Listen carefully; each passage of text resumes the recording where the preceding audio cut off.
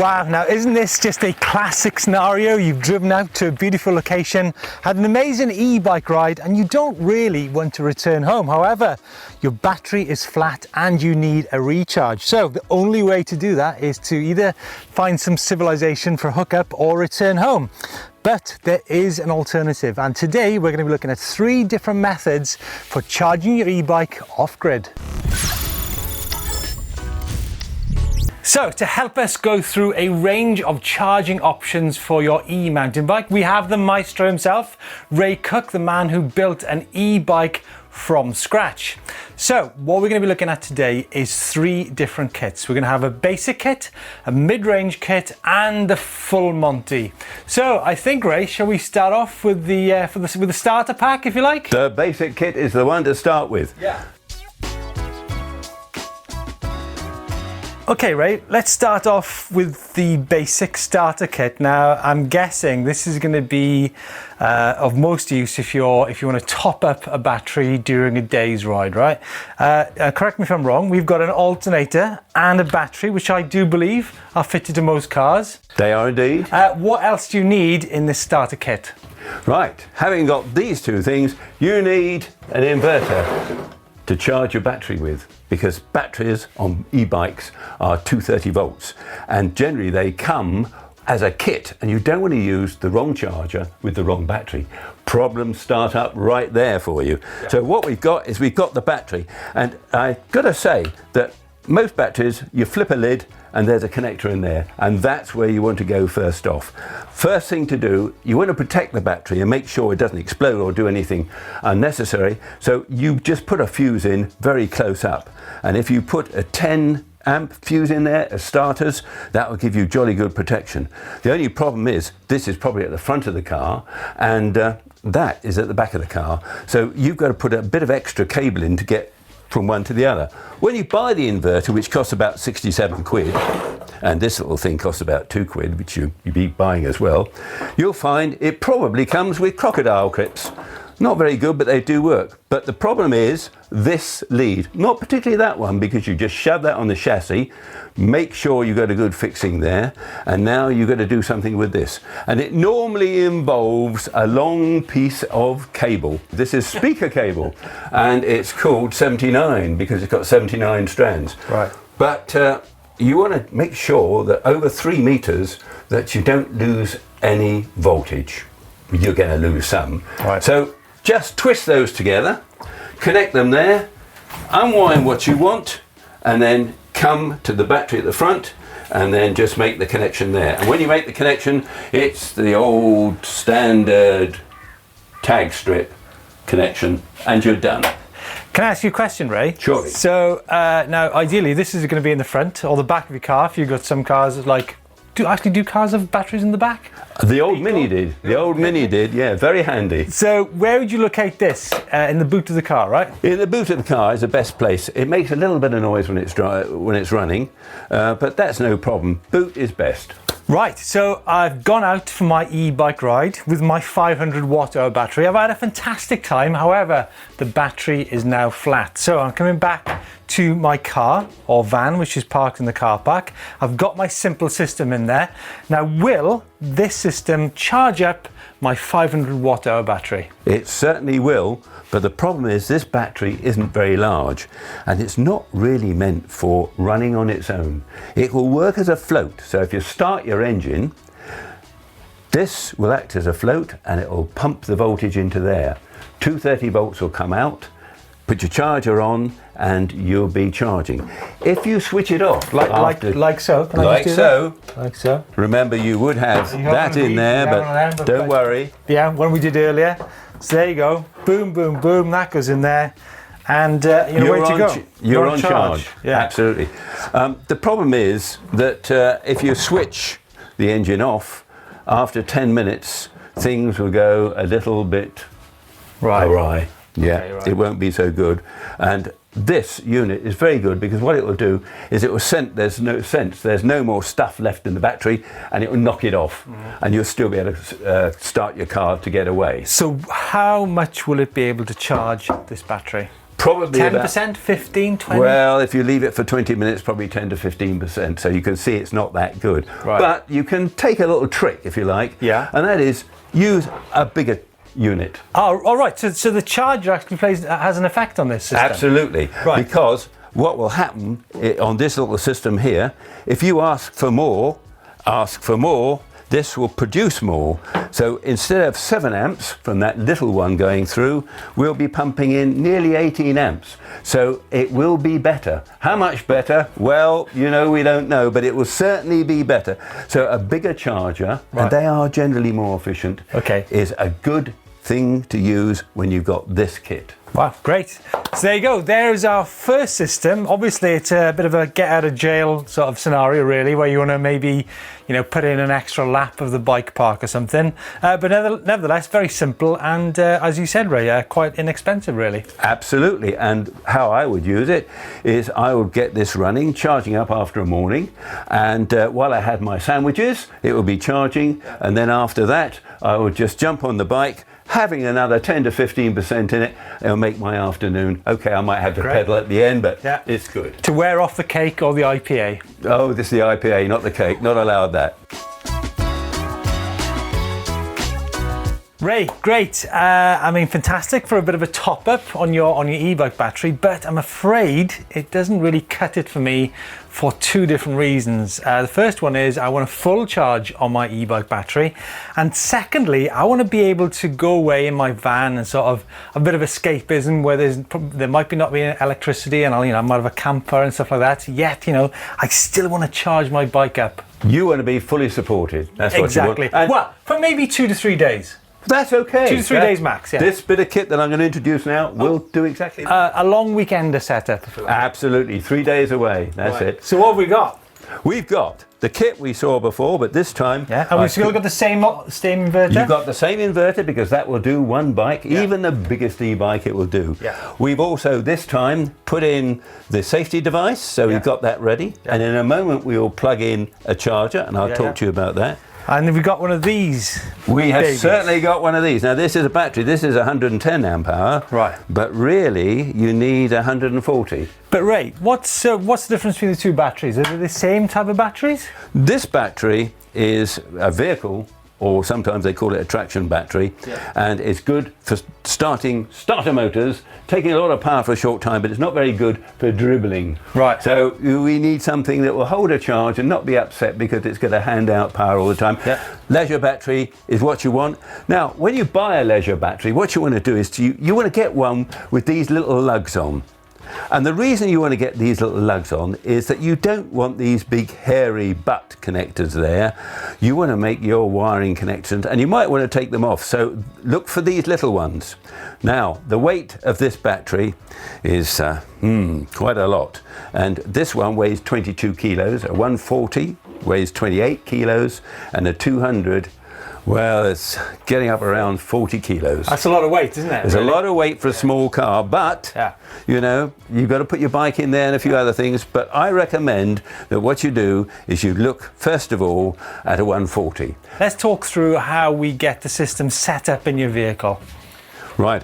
Okay. Well, the power that is going to charge this up, and as you go out in the morning and you're on your way, it may be that this is only half charged in the back of your car, but the alternator through the little link here will charge this quite happily. It will put in a load. In fact, it will put in more than a battery charger. So when you arrive at your destination, let's say an hour and a half later, you'll have a fully charged leisure battery. You've already got a fully charged battery on your bike, so you've got a double whammy there, so you're ready to roll. So we've got our leisure battery located in the back of the car. We've got a car battery. What's the method of connecting the two batteries then?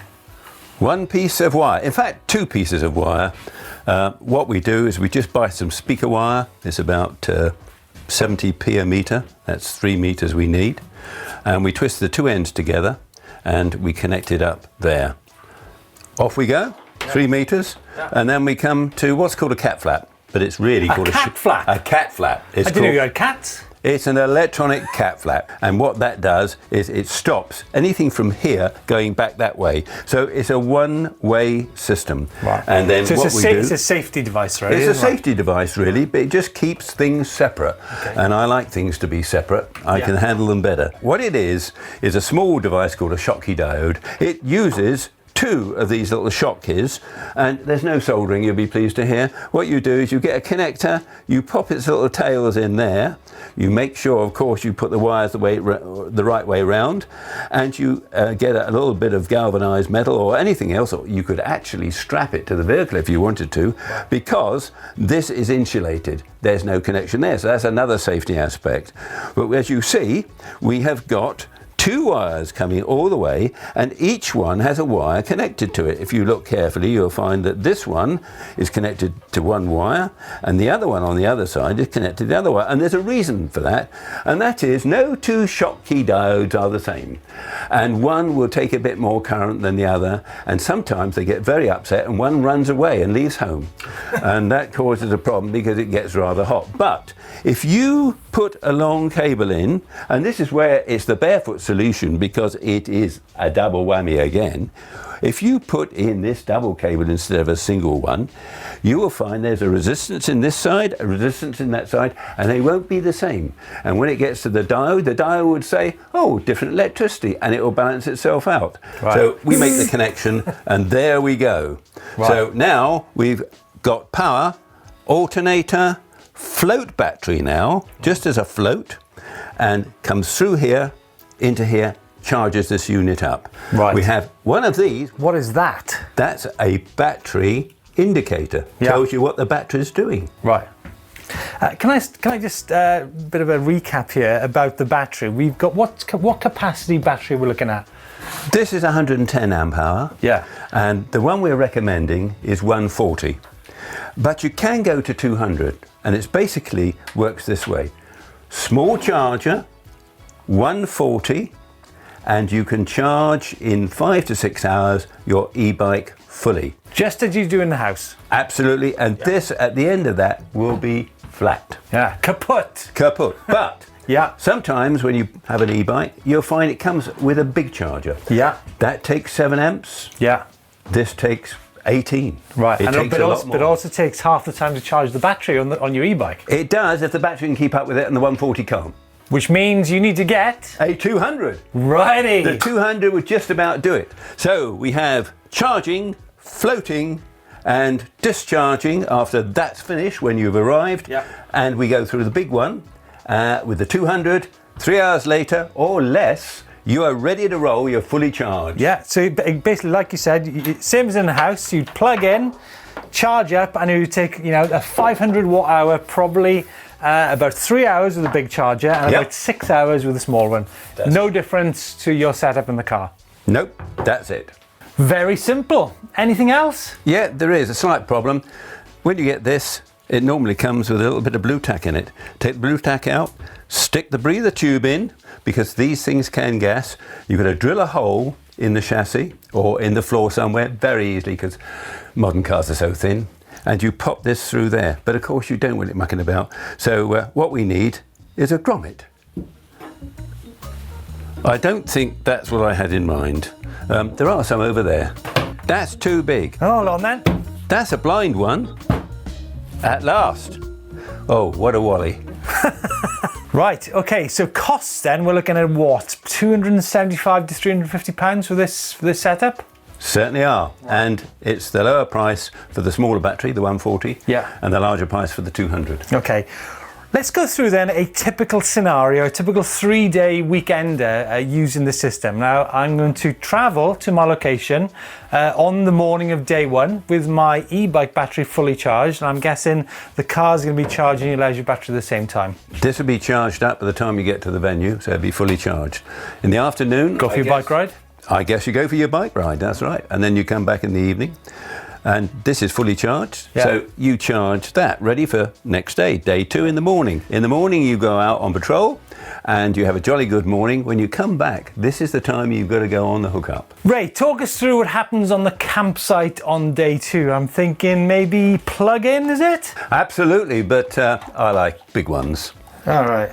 So, and you plug in with this, immediately you arrive. Right, so you want to in. power up as soon as you get there. Right. So what exactly are you going to charge then when you get to your campsite immediately? We're going to charge up this battery and the e-bike battery. Okay. So the e-bike battery, if we got a big powerful one, we'll put that straight on. Yeah. We can make an evening tour then on the bike, no problem at all. But here it comes. It's the battery charger. Right. Now, you've probably got one at home already, and probably not as big as this, but a 5 amp one will do fine. Cost? This one, £35, but you can buy one for 20 quid, and a really modern one too. And that charges this beauty? It will charge this up, and it will charge it up to 5 to 6 hours. So while you're out on the bike, and you come back tea time, this will be well underway and almost fully charged, ready for tomorrow morning. Right, which would be day 3. Absolutely. Ray, I like it. I think this is definitely a system that I'm going to be looking to put in my little van, because that means I can do alternate days in campsites, I can wild camp, and I can go bike riding. It's a good mini setup for me, I think this is. You can get almost, over 3 days, 24 hours in the saddle being powered. Yeah. That's good. Can't be better. That's great. Right, let's move on then to the Primo setup.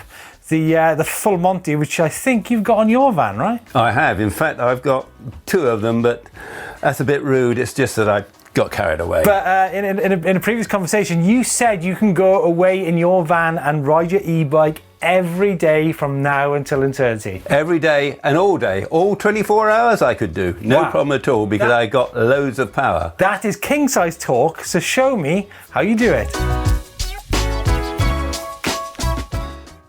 Now, this is really exciting because I know that the van you've got is, so you say, is capable of charging 5 e-bikes at one time, which is absolutely massive. And this is something we haven't had so far. With the previous system we discussed, that's only for one bike, right? Obviously, absolutely. Unless you've got a hookup, in which case you can actually charge multiple bikes. It's a personal biking system, But really. this is a proper Primo setup. So talk us through the component parts of the kit. As you can appreciate, there's a lot more kit, and I can't put it all on the table. It's all stuck in the van at the moment, and I can't get it out. So I guess it starts off with more than one battery then as It well. does indeed. It starts with 2 200s, most likely, but 2 110s are okay. That's not a problem. And then you need a bigger inverter. The old little 300 watt inverter goes out? Yeah, that goes right out, so we'll pop that out. And I haven't got a big inverter here, but this is the size of a 3000. But I would say, don't get one 3000, get a couple of 1500s. You can have a bit of diversity. If one goes down, you can still go biking. And that's what you want. So 2 batteries, 1 large inverter. Or two 1500s. Or 2 1500s, yeah. And the next thing is you want solar panels. Or a piece of perspex, as we've got, for, No. for demonstration purposes. This is engineering vinyl, but the fact is, it is the size of an 80 watt unit. Right. And you need as many of those that you can shove on your vehicle as possible. Is there an alternative to? I mean, I know that you mount yours on the roof of your Fiat Ducato, but you can. I suppose you could have them, freestanding. Could you? You could, but it's always messy. Anything that's loose and flopping about is a problem. You can get bendy ones. Yeah. And I tell you what, I've always thought maybe if you could have it on the roof of your van and you could follow the sun round, but maybe that's just too much. So cost-wise then, Ray, what are we talking? Obviously going to be 2 of these batteries, which are, what are these? They're about £150 each. We're going 150 starters, yes, that's 300 for those £300, the 3000 watt inverter. That's right, the inverters are going to cost you somewhere around about £300 probably. Whoa, right, okay. 150 for 1,000. Yeah. So that gives you an idea. Right. Go as you can. And the solar panels? And the solar panel, as many as you can. Yeah. So what we're going to say, 2 batteries, 1 or 2 inverters, around 2,000 perhaps watts, and as many as you can. Look at spending about £600 for the system. For the system, and you can go up from there. If you look around on eBay, you can find solar panels at quite good prices. Right, and that means you can go off grid for as long as you want. You can, but I will emphasise the key is in the size of the panels. Right. The more panels you can stick on the roof of your van or whatever, the better you will have your experience biking. Right. It's for sure. Yeah, and I guess the great bit about this setup is you haven't got to go to, I guess you haven't got to go to hookups as regularly No, as you would. don't. Yeah. You really don't want to know about hookups. Right. You Well, wanna at go- all? Surely. At Really? all. I don't. I go away. I go to Spain and France and everywhere. I never have a hookup. It strikes me that this sort of setup is ideal for a bigger van, like a van like a Transit or a Ducato like you've got. And obviously you need to fix these little puppies in the back of the van, right? You certainly do, because they've got acid in them and you don't want them coming out. Something like this? They are. Something That's like this? it. Something like Strap that? on. Yeah, absolutely. They are supposed to be sealed, but it's got the breather on it, and I don't think they really can be completely. So what you do is just get yourself a couple of fixings at the bottom and use some of these clip-on straps. That's all you need, because it's pretty good. Just strap it down and then you can get it out easily by unclipping, and you can take it out of the van, because maybe you like to keep it in the garage at home. Yeah. Now, do you know what? I think this is something that you all need to take into account if you're getting your mobile charging system, is all the extras. Your cooker, your fridge for chilling your beers, your laptop, your lights. You need to factor in all those other things into the picture as well, right? You certainly do. And I would say to you, if you need a fridge. To chill the beer. Absolutely. The IPA is going to go somewhere cool. It can't be left out. And you need the freezer for the food. Yeah. And so that bit of kit is really essential. But don't go buying a three-way one for 500 quid. Mm-hmm. Just go and buy, when you start off, buy a tabletop one for 80 quid. Yeah. Absolutely brilliant. I had one for years. Go for one like mine in the van if you like. It's more expensive. If you want to see a custom e-bike charging van, have a look at the video which is done with Ray. Ray, I'm thinking that we're looking at maybe £2,000 to £3,000 for a van, £600 for the charging setup, and spend the rest on steaks, IPA, hair dryers, you name it. Oh, it's paradise. I can see it coming this way. Yeah. So don't forget to have a look at Ray's Ducato system, which he's made. Any questions, aim them at Ray, because he is, after all, the maestro. Don't forget to follow us on social media. And what are you waiting for? Just get out in the hills.